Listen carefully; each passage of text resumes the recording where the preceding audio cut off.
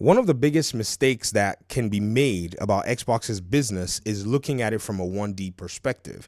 The 1D perspective is what has gotten a lot of people in trouble over the past few months, over the past few years, and analyzing Xbox's business.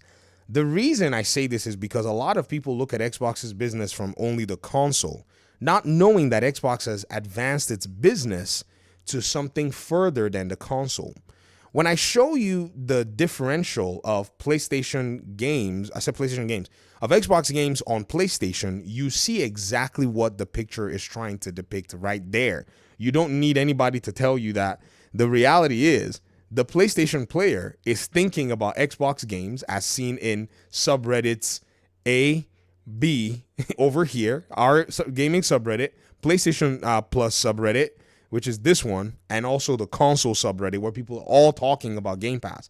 Do you know why they're all doing that? They're doing that because they go on their own console store and they see a number of Xbox games. They look at the price tag of these Xbox games, and then they look on the Xbox website and it says join Game Pass. And then they look at the price tag of Game Pass and they say, what?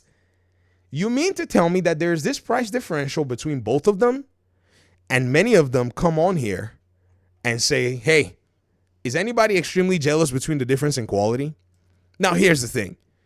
On the Steam side, Xbox is also targeting PC gamers as well to come into their ecosystem and their platform, which is, for the most part, either dependent on the console if they want or independent of the console if they want.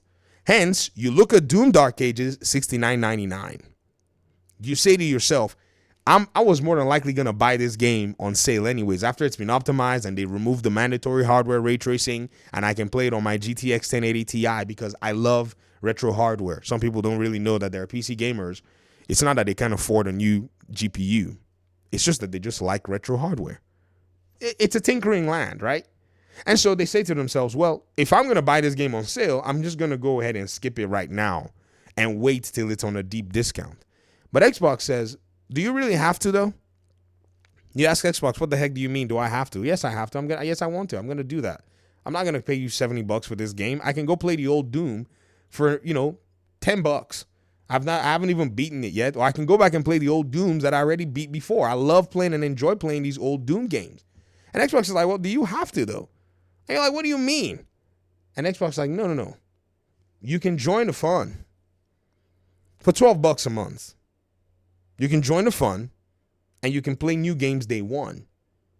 Then, when you're all ready and good and ready, and you feel like you want to, you buy the game on your Steam deep discount sale that you want. What? Not only that, we have a way where we can convert save files from the Xbox place, the Xbox app, to Steam. So you mean all my progress can go along with me as well too? In the case of Indiana Jones, there's a direct link where you can basically link your progress and it will basically take your saves to Steam. Xbox is like, heck yeah. That to me is a marketing proposition that the PC gamer looks at and says to themselves, well, I got to consider this at least because I will play these games that Xbox is actually marketing to me, or at least some of these games, or at least two of these games. And then I can cancel my subscription, right? That's pretty much what it is. Like this particular month, my Game Pass Ultimate subscription is going to basically be expiring, right? I'm going to go Game Pass PC. My Xbox console has been sitting there for a while. Turned it on the other day to play Mortal Kombat, and I didn't like on my TV. I did not like the refresh, the response rate. The response on a monitor, and I could have connected to my monitor and gotten a better response rate, but I was like, I ran back to my monitor to play Mortal Kombat because I'm old. My reactions are slower, so I need the information as fast as possible so I can know what to do, right? And so, in this regard, as much as I'm like, yeah, I don't want to pay $20, well, guess what?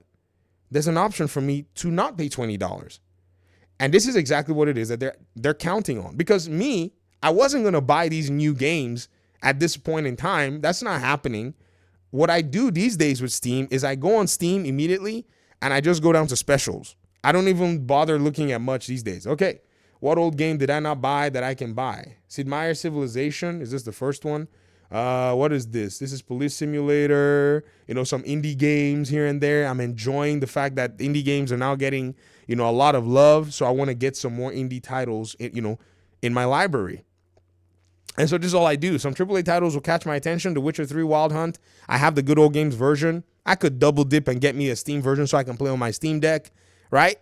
And I can literally go ahead and do this. And to me, this is a better value for my money because for $70, there's no telling all what I can basically gather and take home with me.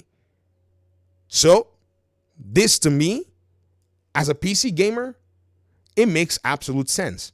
Why? This is Netflix money. To me, it's Netflix money. The only subscription that I pay for is Amazon Prime for my shipping, and it just comes with those perks as well, right? I mean, how many of you don't? I see a lot of people, they say, oh, subscriptions are stupid. And you have Amazon Prime, though. Get out of here. Oh, but I don't use the video. I don't care. Don't subscribe to it then. Some people are like, I don't have a Netflix subscription. I don't care. You do you. I didn't tell you what to go do with your own funds and your resources. Right? So the Champions League is about to be over. They're going to play the final. So I'm going to cancel my Paramount Plus subscription until the next Champions League season starts again. Simple. But that cancellation is going to come down here to fund something that I use frequently. And if anybody doesn't see that this targeting of the PC market is working, go look at the data. This is where they're seeing growth now. Because the entry is BYOD. That's what Steam was doing. Bring your own device. And Xbox has basically come, instead of you to go buy our $299, machine that will feel like a downgrade to some of you PC gamers, in order to get Game Pass, just right where you are, you get to enjoy it.